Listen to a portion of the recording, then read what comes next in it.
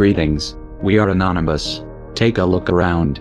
Everywhere you look, the world is suffering. Wars of aggression. Companies dumping toxic waste everywhere.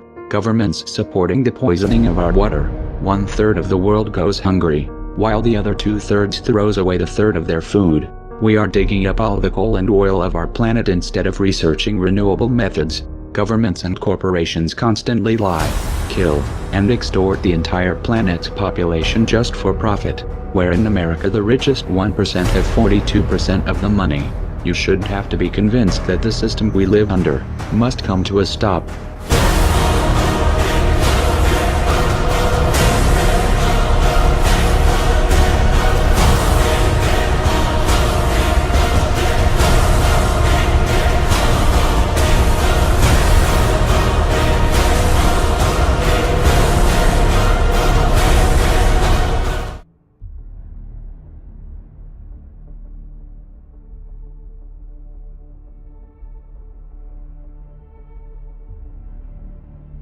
This is just a game to them, a game which is rigged in the most extreme ways, where they cheat at any given opportunity. It is a game in which the majority do not even know they are playing, working only to serve the pockets of the criminal banking cartels.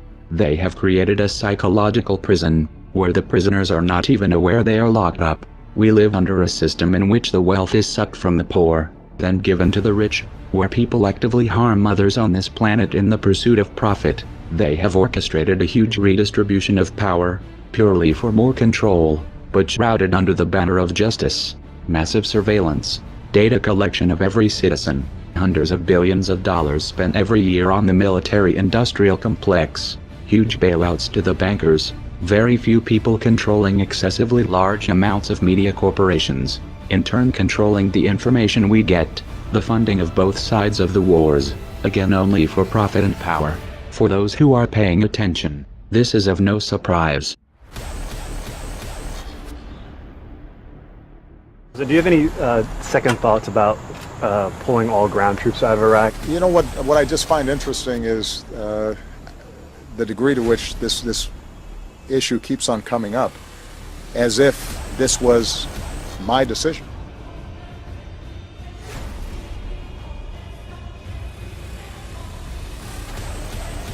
For the first time in 9 years, there are no Americans fighting in Iraq. 4 years ago, I promised to end the war in Iraq. We did. 4 years ago, I promised to end the war in Iraq. I did.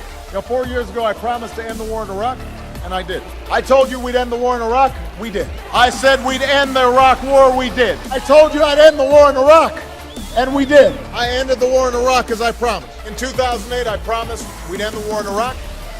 We've ended it. I was able to keep my promise and end the war in Iraq. In 2008, I promised we would end the war in Iraq, and we've ended it. The war in Iraq is over. The war in Iraq is over from ending the war in Iraq. That's why I ended the war in Iraq. The first time in 9 years, there are no Americans fighting in Iraq.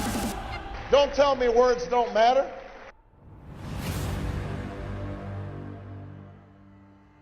January 17th, 1961. President Eisenhower warned the world of the impending threat posed by a disastrous rise of misplaced power involving the military-industrial complex.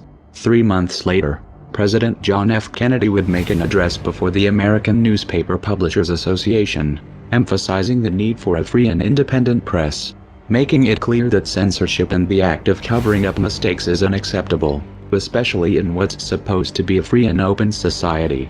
Nevertheless, over 54 years later, it's clear that while some circumstances have changed, the same warnings still very much apply.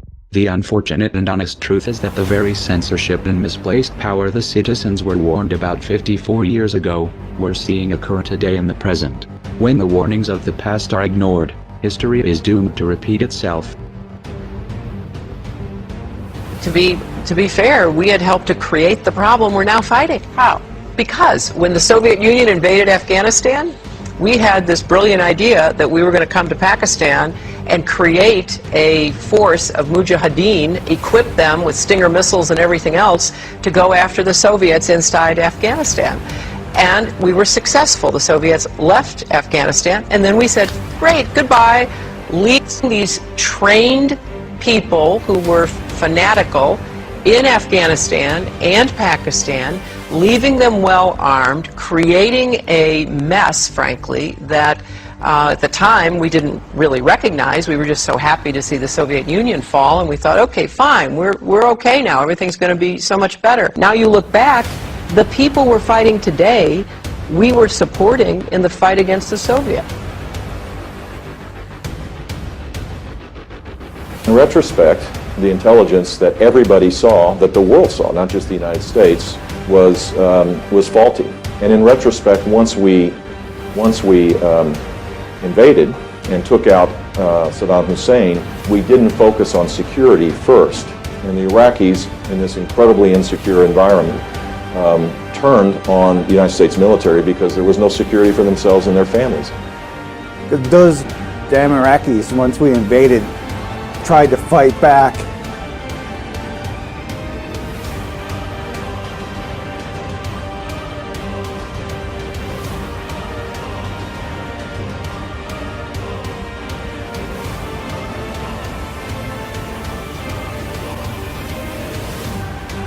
We are anonymous.